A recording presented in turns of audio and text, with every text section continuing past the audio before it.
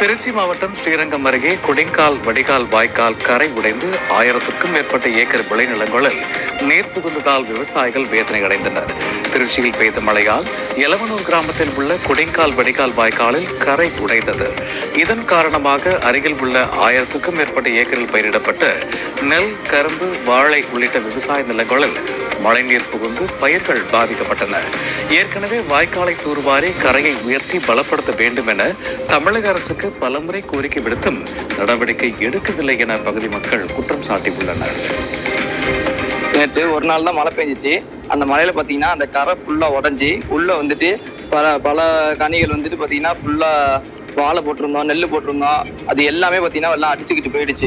வடிகால்னு சொல்லிட்டு கொடிங்கால் வாய்க்கால் ஒன்று இருக்கு. அந்த வாய்க்காலில் தான் வந்து பார்த்தீங்கன்னா தண்ணி இங்கே இருக்கவங்க எல்லாருமே பாசனம் செஞ்சுட்டு கடைசியில் வடிகால் பண்ணுறது அந்த கொடிங்கால தான் வடிகால் பண்ணுவாங்க. ஆனால் கிட்டத்தட்ட பார்த்தீங்கன்னா நாங்கள் பல வருஷமாக வந்துட்டு கவர்மெண்ட்டை கோரிக்கை வைக்கிறோம்.